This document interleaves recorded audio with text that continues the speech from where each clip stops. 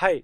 So far in this lecture, what we have done is basically we have learned how to create classes and उन classes को use करके object कैसे create करेंगे. We discussed class बनाते time क्या क्या सोचना है, हमें डेटा मेंबर क्या होने चाहिए, फंक्शंस क्या होने चाहिए, क्या डेटा मेंबर पब्लिक रखें, क्या फंक्शन पब्लिक रखें, and bunch of other stuff, right? So we have learned all that. Now what I want to do is I feel we should create few classes to get a good feeling out of it. Like we'll get to learn a lot more by practically doing it. So next 2-3 videos में सिर्फ यही करते हैं. Let's create few classes. So the first class that I want to create is a fraction class.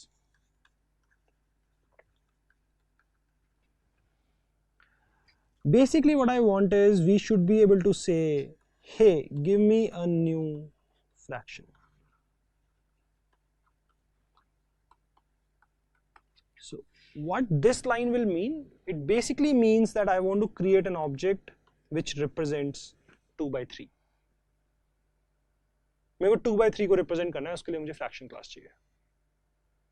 Okay? Great. Let's see कैसे करेंगे. So instead of writing code from scratch, I have written code already. Let's go through that. It will save a lot of time. Okay? ठीक है. So अभी के लिए सिर्फ इन दो लाइनों पे concentrate करेंगे हम. The first two lines. So the first line says fraction f1 is equal to new fraction 20 by 30. Exactly what we want, right? So here what I'm saying is I want to create a fraction f1 which represents a fraction 20 by 30. So ये basically एक fraction आएगा 20 by 30. And फिर हम उस fraction को कह रहे हैं print हो जा. So ये क्या है? ये एक constructor है. कंस्ट्रक्टर को यूज करके हमने फ्रैक्शन बना लिया, उसके बाद हम उसको प्रिंट होने के लिए कह रहे हैं. क्या प्रिंट होना चाहिए? फ्रैक्शन को प्रिंट कर देंगे हम. सो हम 20 by 30 को प्रिंट कर रहे होंगे. नहीं, इंस्टेड हमने क्या किया हुआ है, मैंने क्या किया हुआ है इस पूरे कोड के अंदर, what is 20 by 30? 20 by 30 actually represents 2 by 3. Simplified form क्या है इसकी? 2 by 3 है ना भाई. 4 by 6 क्या होता है? हम क्या करते हैं, अच्छा 2 से डिवाइड कर देते हैं तो 2 by 3 हो जाता है और हम इसको 2 by 3 रख लेते हैं. So what we are doing is we are actually storing the fractions into simplified form. So हम 20 by 30 स्टोर नहीं कर रहे हैं, हम 2 by 3 स्टोर कर रहे हैं. अगर मेरे पास 5 by 10 होगा तो मैं 5 by 10 स्टोर नहीं करूंगा, मैं 1 by 2 स्टोर कर लूंगा. Okay, great. सो हमें क्या करना है, हमें बेसिकली इसको रन करके देखते हैं क्या हो रहा है. सो हमारा 2 by 3 प्रिंट हो रहा है. ठीक है, क्या कहाँ बनाया है मैंने फ्रैक्शन? एक बनी हुई है क्लास, देखेंगे उसको. ठीक है, एक अलग से मैंने फाइल बनाई हुई है fraction.java, उसके अंदर है हमारा पूरा कोड, उसको देखेंगे अभी. Okay, will see that, will check it out. Great. So कहाँ है ये फ्रैक्शन क्लास? कहीं तो होगी ना फ्रैक्शन क्लास. सो बेसिकली मैंने कोड लिखा हुआ है. So we already have this fraction class somewhere. इसको देखेंगे अभी, इसके अंदर डिटेल में जाएंगे. अभी के लिए देखते हैं, अभी डिसाइड हम ये कर रहे हैं हमें चाहिए क्या क्या. ठीक है, उसको बाद में देखेंगे कैसे बनाया है कैसे नहीं बनाया है. राइट नाउ हमने क्या फिगर आउट किया, अच्छा एक तो हमें कंस्ट्रक्टर चाहिए कि मैं फ्रैक्शन बना पाऊं, एक हमें प्रिंट करने के लिए कुछ तरीका चाहिए. तो third thing we realise is we want to store in simplified way. 20 by 30 हो तो हम 2 by 3 स्टोर करना चाहते हैं. Okay, great. अब देखते हैं क्या हो रहा है आगे. So after this I think we should have setters and getters. Setters क्यों है भाई? फ्रैक्शन बना दिया, अब उसको चेंज करना है मुझे. बनाया था, कुछ वैल्यू थी, अब उसको चेंज करना है मुझे. तो you will have some set, set numerator, set denominator, ऐसा कुछ होगा. एंड अगर तुम्हें वैल्यू एक्सेस करनी है तो गेट डिनोमिनेटर होगा. मेरे को वैल्यू चाहिए कि मेरे फ्रैक्शन की वैल्यू क्या है, फ्रैक्शन का डिनोमिनेटर क्या है, डिनोमिनेटर क्या है, तो मिल जाएगा. एंड हम उसको उठा के डिनोमिनेटर को प्रिंट करके देख लेते हैं. यहाँ पे हम इसको डिनोमिनेटर को प्रिंट करके देख लेते हैं. फिर हम फ्रैक्शन को अपने दोबारा से प्रिंट कर रहे हैं. क्या क्या प्रिंट होना चाहिए फटाफट सोच लेते हैं. सो यहाँ पर हमें पता है इट्स 2 by 3. हमने न्यूमरेटर को 12 सेट कर दिया. सो 2 by 3 था, 2 की जगह 12 कर दिया, 12 by 3 हो गया. 12 by 3 क्या होता है? 12 by 3 इज बेसिकली 4. तो ये यहाँ पर इफेक्टिवली ये है, तुम्हारा न्यूमरेटर 4 है, डिनोमिनेटर 1 है. सिंप्लीफाइड फॉर्म में स्टोर करेंगे ना हम, सब कुछ डिसाइड किया ना ये. सो 4 by 1 है.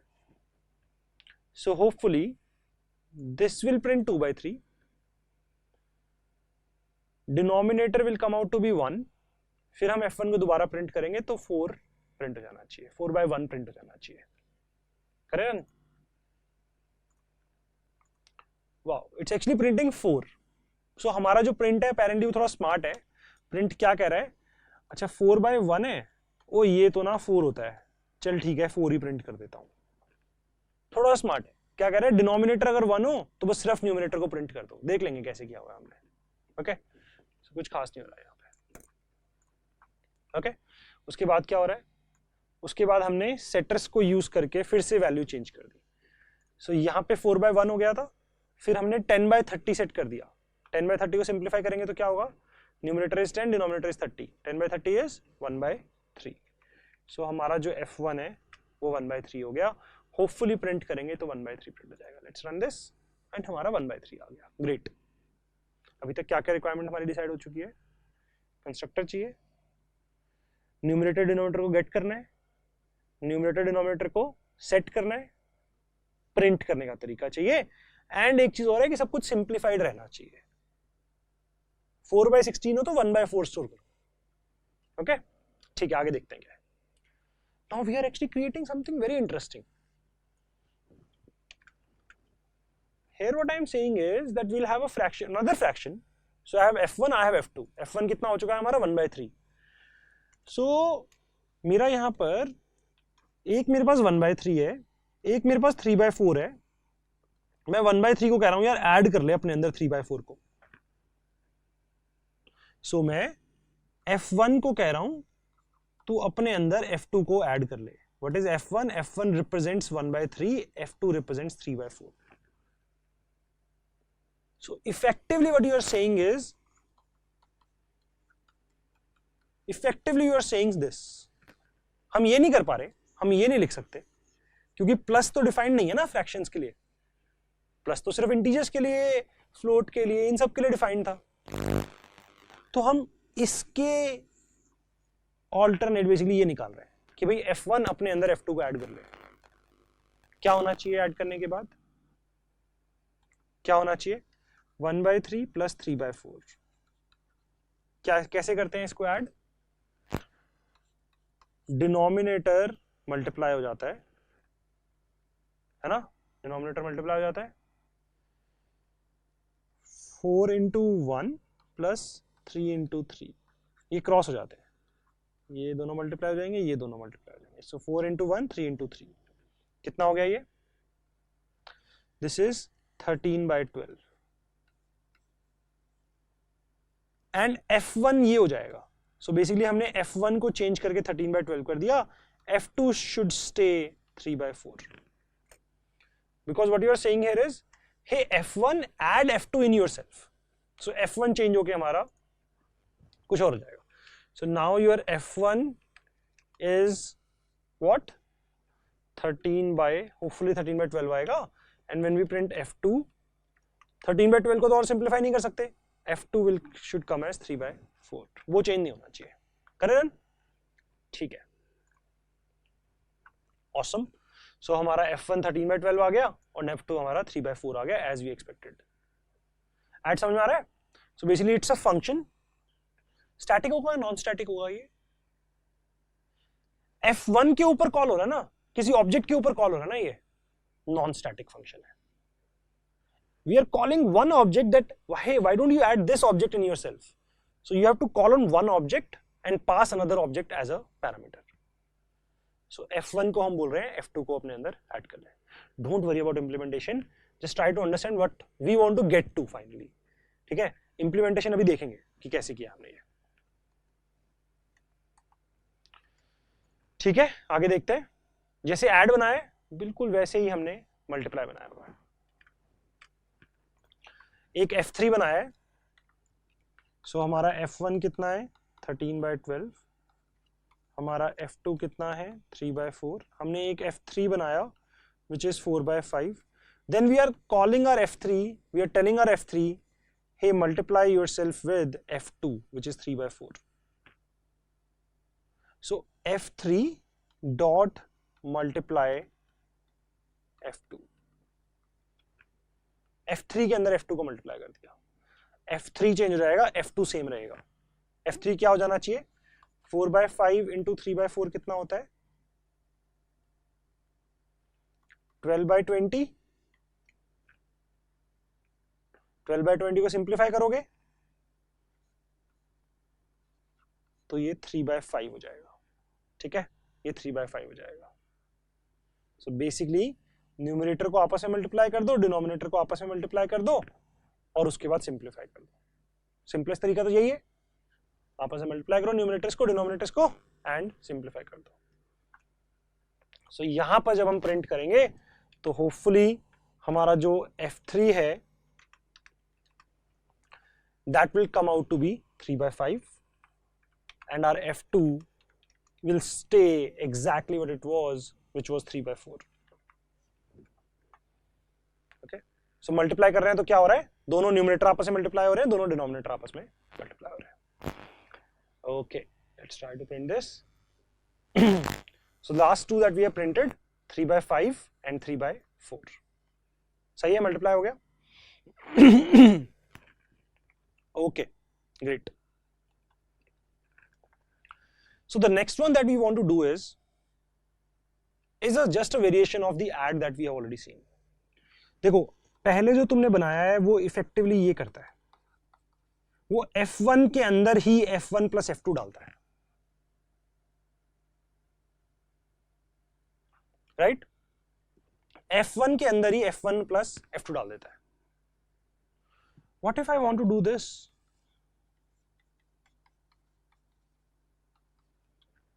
मैं ऐसा कुछ चाहता हूं, क्या चाहता हूं मैं, कि ये दोनों ऐड हों और ये दोनों चेंज ना हो, ये दोनों सेम टू सेम रहे, मेरे को आंसर मेरा एक अलग में मिल जाए। सो बेसिकली अगर एक 2/3 है, एक 3/4 है, तो ये दोनों तो यही रहे, F1 2/3 रहेगा, F2 3/4 ही रहेगा, बट इनका जो रिजल्ट है which is 1/2, that should become a new fraction, एक नया फ्रैक्शन बन जाए जिसके अंदर वो स्टोर हो जाए। So basically the way I have implemented this, is that I am going to create a static function which is going to take two fractions, दो फ्रैक्शन लेगा, static function है, fraction dot add takes two fractions and it returns a new fraction for you. Okay, बस यही कर रहे हैं। So the next thing we have done here is हम fraction dot add, so class के ऊपर call कर रहे हैं add, static है, उसको दो फ्रैक्शन दे रहे हैं, उन दोनों को ऐड करके हमारा F4 आ जाता है और F4 प्रिंट हो जाता है। F1 की वैल्यू कितनी है, F1 की वैल्यू है 13/12, F3 की वैल्यू कितनी है 3/5। So basically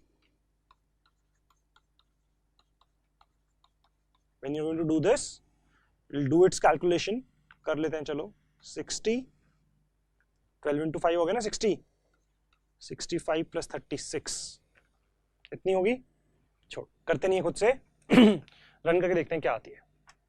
So you have F4, F1 and F3 you already have 13/12 and 3/5. Hopefully these won't change, F1, F3 won't change, F4 will change. So हमारा F4 आ गया 65 plus 36 which is 101/60, इसको और simplify नहीं कर सकते, and your F1 and F3 stays the same. क्या क्या है फाइनली, क्या क्या फंक्शंस बनाने हैं हमें कंस्ट्रक्टर बनाना है, प्रिंट बनाना है, गेटर सेटर बनाने हैं, राइट? हमें उनको सिंप्लीफाइड रखना है, हमें ऐड बनाना है, हमें मल्टीप्लाई बनाना है, हमें एक और ऐड बनाना है जो कि स्टैटिक है, दो फ्रैक्शन लेता है, तीसरा लाके दे देता है, ठीक है? हमें ये सारा कुछ बनाना है। चलो देखते हैं कैसे बनाया है। So let's look at the fraction class. So if you look at the fraction class, I have the constructor, and this constructor takes two arguments, numerator and denominator. मैंने इसको 2/3 दे दिया, तो ये क्या करेगा, अपने न्यूमरेटर और डिनोमिनेटर को सेट कर लेगा। So basically यहाँ पे अगर इसको मैं 2,3 दूंगा तो ये न्यूमरेटर के अंदर 2 डाल देगा और डिनोमिनेटर के अंदर 3 डाल देगा, हो जाएगा स्टोर। Is that enough? नहीं, मुझे लगता है कि अगर हमने न्यूमरेटर 20 और डिनोमिनेटर 30 दिया तो ये क्या करेगा, तो इसको एक्चुअली 2/3 स्टोर करना चाहिए, इसको 20/30 स्टोर नहीं करना चाहिए, इसको 2/3 स्टोर करना चाहिए, राइट? सो लेट्स सी हमने वो कैसे किया हुआ है। So basically we set the numerator to be numerator, we set the denominator to be denominator, but वो सेट करने से पहले हम चेक कर रहे हैं जीरो तो नहीं है भाई। अगर डिनोमिनेटर जीरो हुआ, अलाउड नहीं करना चाहिए ना, समथिंग बाय जीरो फ्रैक्शन नहीं होते ना वैलिड, सो हमें अलाउ नहीं करना चाहिए। So we are basically just saying ठीक है करेंगे बाद में, एरर आउट कर देंगे, अभी के लिए लेट्स अज्यूम कि नहीं होगा ऐसा। सो हमने एक टू डू डाल लिया है एरर आउट, अभी हमें आता नहीं है एरर आउट करना, नेक्स्ट लेक्चर में सीखेंगे, जब सीख लेंगे उसके बाद इसको ठीक कर लेंगे। So we can error out, जैसे एरे में अगर कुछ गलती होती है तो हम array index out of bound आता था ना, ऐसे ही हम चाहते हैं कुछ एक्सेप्शन थ्रो हो जाए, कुछ प्रॉब्लम आ जाए कोड के अंदर, पता लग जाए कि अरे नहीं जीरो से डिवाइड नहीं कर सकता। तो सो बेसिकली क्या हो रहा है, न्यूमरेटर को न्यूमरेटर सेट कर दिया, डिनोमिनेटर को डिनोमिनेटर सेट कर दिया। So if I am passing 20 30, ये 20 सेट हो गया, ये 30 सेट हो गया, बट अभी इसको सिंप्लीफाई करना है। To do so we have created another function called simplify, which should convert 20/30 to 2/3. अब ये simplify function कब कब चाहिएगा, कंस्ट्रक्टर में चाहिएगा, जब भी न्यूमरेटर या डिनोमिनेटर चेंज हो रहा है तब चाहिएगा। भाई 1/5 है अभी, बट मैंने न्यूमरेटर को 10 कर दिया तो 10/5 हो गया ना, तो चाहिए मेरे को सिंप्लीफाई करना है, 10/5 तो सिंप्लीफाई हो सकता है। So you need the simplify function as soon as somebody changes your numerator or denominator. So हमने एक simplify function बनाया हुआ है, but ये सिर्फ इसी क्लास को चाहिए, बाहर से एक्सेस नहीं करेगा कोई भी। So what we have actually done is we have created a simplify function and this simplify function is private. ये सिर्फ इसी क्लास के अंदर एक्सेस होता है, बाहर से एक्सेस नहीं हो सकता। It's a private function. If you will see क्या कर रहे हैं हम, a by b जब होता है, when you have something in the form a by b, इसको simplify कैसे करते हैं, you need to find what is the greatest value, largest value that divides a and b. largest value क्या हो सकती है जो a को भी डिवाइड करे b को भी डिवाइड करे, that's how you convert to simplified form. Okay ठीक है। सो मुझे जीसीडी चाहिए, जीसीडी कम से कम एक तो होता ही है सबका, जीसीडी 1 तो होता ही है। So let's start from 1, so let's start from 2, 1 तो है ही, 2 से शुरू करते हैं। 2 अगर डिवाइड करता है तो जीसीडी का एक ऑप्शन हो गया 2, फिर 3 को ट्राई करेंगे, अगर 3 भी डिवाइड करता है तो एक ऑप्शन हो गया 3, फिर 4 ट्राई करेंगे, फिर 5 ट्राई करेंगे, फिर 6 ट्राई करेंगे।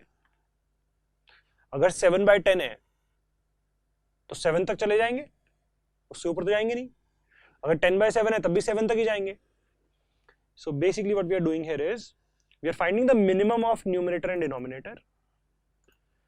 1 से लेके 1 तो करेगा ही करेगा, सो 1 से लेके 2 से स्टार्ट कर सकते हैं अगर हम चाहते हैं तो, लेट्स मेक इट 2, 1 तो करेगा ही करेगा। सो 2 से लेके जो भी स्मॉलर वैल्यू है दोनों में से वहां तक जा रहे हैं, and as soon as we find an I which divides the numerator, remainder 0 आ रहा है, which divides the denominator, we put the GCD to be I. ठीक है, कैसे चल रहा है एक बार दोबारा दिखा देता हूं। सो लेट्स से मेरे पास नंबर है 12/6। सो पहले हम 2 से ट्राई करते हैं, डिवाइड हो रहा है क्या, 2 से 12 भी डिवाइड हो रहा है, 2 से 6 भी डिवाइड हो रहा है, तो मैंने GCD का ऑप्शन अपना 2 कर दिया, फिर मैंने इसको 3 कर दिया। 3 से 12 भी डिवाइड हो रहा है, 3 से 6 भी डिवाइड हो रहा है, तो मैंने अपना जीसीडी का ऑप्शन 3 कर दिया। 3 2 से बड़ा है ना, ग्रेटेस्ट वैल्यू निकालनी है। 4 नहीं करता 6 को डिवाइड, 5 नहीं करता 6 को डिवाइड, कहां तक जाएंगे, मिनिमम ऑफ 2, 6 तक जाएंगे।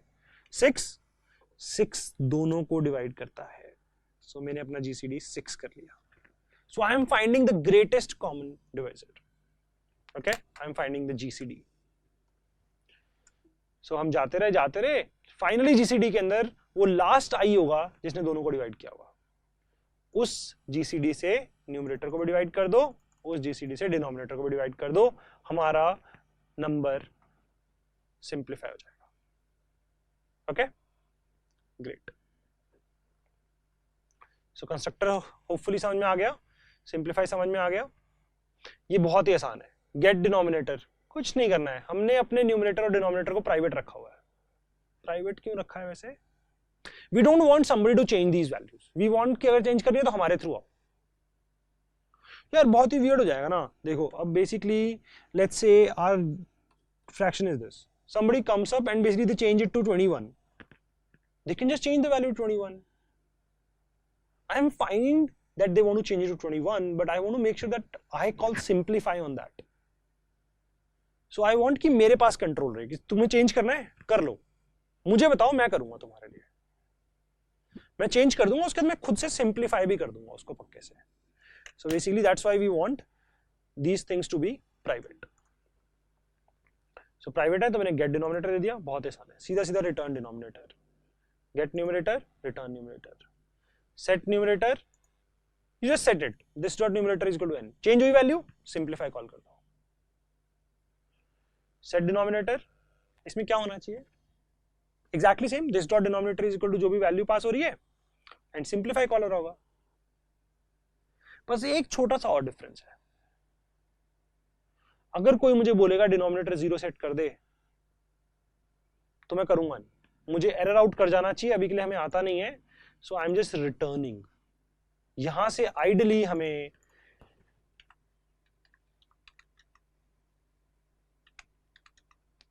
एरर आउट करना चाहिए, आइडली हमें एरर आउट करना चाहिए, बट अभी के लिए हमें आता नहीं एरर आउट करना, so we are just returning. So we set the denominator and we call simplify on that. जब भी हम न्यूमरेटर या डिनोमिनेटर को चेंज कर रहे हैं हम सिंप्लीफाई कॉल कर रहे हैं। फिर हमें प्रिंट फंक्शन चाहिए था, एक्सट्रीमली सिंपल फंक्शन, कुछ नहीं कर रहे हैं, न्यूमरेटर ये सिंबल एंड डिनोमिनेटर इसको प्रिंट कर रहे हैं, थोड़ा सा स्मार्टली कर रहे हैं।